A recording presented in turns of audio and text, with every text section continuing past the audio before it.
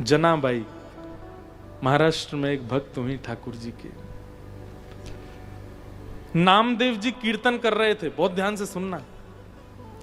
और नामदेव जी के कीर्तन में सारे वैष्णव उछल उछल करके नाच रहे थे, जय जय राम कृष्ण हरि, जय जय राम कृष्ण हरि। तो रोज नामदेव जी के कीर्तन में वैष्णव नृत्य करते थे। जनाबाई को वहीं ठाकुर जी दिखाई देते थे। ठाकुर जी भी आए, विट्ठल भगवान ऐसे रहते हैं ना पंढरपुर में, तो विट्ठल भगवान आए और आकर के विट्ठल भगवान भी जोर जोर से उछलने लगे, नृत्य करने लगे। जनाबाई दूर से ऐसे बलैया लेती, आहा मेरो विठोवा कैसो नाच रो। जनाबाई कभी मंदिर नहीं जाती थी दर्शन करने। सब लोग कहते थे, ए जना तू मंदिर क्यों नहीं चलती? बोले मैं मंदिर क्यों जाऊं, मेरे लिए ठाकुर यहीं आ जाता है, मैं तो यहीं दर्शन कर लेती हूं। बोले कब? बोले शाम को जब नामदेव जी जब कीर्तन करते हैं तो उसी कीर्तन में ठाकुर जी आते हैं। तो सब लोग सोचते थे जनाबाई ऐसी ही बोलती है, ऐसी ही बोलती है ये। सब हंस करके टाल देते थे बातों को। एक दिन आषाढ़ की एकादशी, सबसे ज्यादा भीड़ होती है उस दिन पंढरपुर में, लाखों की तादाद में लोग जाते हैं। और उस दिन जैसे ही नामदेव जी कीर्तन करने बैठे, कीर्तन में सब नाच रहे थे जोर जोर से, और जनाबाई को चिंता हो रही थी और मनी मन कह रही थी, विठोवा आज मत आना। क्यों? बोले आज आप बहुत थक गए हो ना, सुबह से लाखों लोगों ने आपके दर्शन किए, आज आप बहुत थक गए होंगे, आपके पाँव में दर्द हो रहा होगा, यहाँ आओगे बिना नृत्य किए मानोगे नहीं, पैर में दर्द हो जाएगा, छाले हो जाएंगे, विठोवा आज मत आना। मनी मन सोच रही है। इतने में ही ठाकुर जी आ गए। और जैसे ही ठाकुर जी, किसी को दिखते नहीं थे ठाकुर जी, केवल जनाबाई को दिखते थे। जनाबाई ने जैसी देखी ठाकुर जी आए, जोर जोर से रोने लगी, मना करी, विठोबा मत नाचो, विठोबा मत नाचो। और जितने वैष्णव वहां नृत्य कर रहे थे, जनाबाई सबके पास जाए, सबको बोले कीर्तन बंद करो, नृत्य बंद करो, विठोबा के पांव में दर्द हो जाएगा, पूरे दिन थक गए हैं, आज थक गए, आज नृत्य मत करो। सब कहें ये बालिका, इसको लेके जाओ किनारे, क्या बोलती है बताओ, कीर्तन बंद करने को बोल रही है।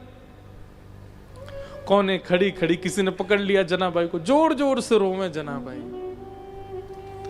सब कीर्तन पूरा करके चले गए। जनाबाई की अभी तक भी रोना बंद नहीं हो रहा, जोर जोर से हिचकियां आ रही हैं, इतना रोई जनाबाई।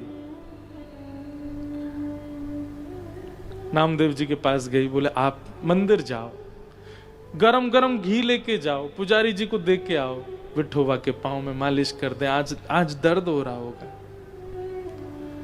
सब बालिका समझ करके नजरअंदाज कर देते जनाबाई की बात को। सब सो गए और रात भर जनाबाई रोती रही, मेरे विठोबा के पांव में दर्द हो रहा होगा, विठोबा के छाले पड़ गए होंगे, विठोबा आज बहुत नाचा है। इतने में ही कस्तूरी की सुगंध आने लगी।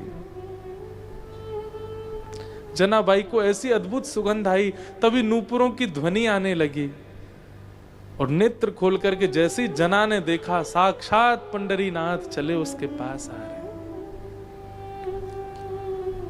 और आकर के सन्मुख बैठ गए, और ऐसे बैठ करके अपने दोनों पैर जना की गोद में रख दिए। ले दबा पैर, कब से रो रही है, मेरे दर्द हो रहा होगा, ले घी ले, क्या लगा मालिश कर। इसे कहते हैं रास। आप ठाकुर के समीप गए, वो रस है, पर आपकी भावना से ठाकुर आपके समीप आ जाए, वो रास है। रास का मतलब नृत्य नहीं होता, लेकिन ठाकुर अगर आपके समीप आ जाएंगे तो फिर नाचना स्वाभाविक होगा, अपने आप नाचने लगोगे। इसलिए हमको रास में नृत्य दिखता है, पर नृत्य का मतलब रास नहीं। और जनाबाई ठाकुर जी को फिर मालिश करती है, पांव दबाती, ऐसे डांटती ठाकुर जी को, विठोबा ऐसे नाच रहे थे, मैं मना कर रही थी, दर्द हो जाएगा पांव में। ठाकुर जी से बोली, कुछ खाया आपने? ठाकुर जी बोले, हाँ। क्या खाया? पूरन पोली। और क्या खाया? दाल भात। अच्छा। अब वो छोटी सी जना, उसको कोई वेद शास्त्र तो आते नहीं, ऐसी छोटी छोटी बात करी। अच्छा, कल क्या खाया था? ठाकुर जी बोले, पूरन पोली और दाल भात। परसों क्या खाया था? ठाकुर जी बोले, पूरन पोली। रोज पूरन पोली खाते हो? बोले क्या करे, मंदिर में यही बनता है।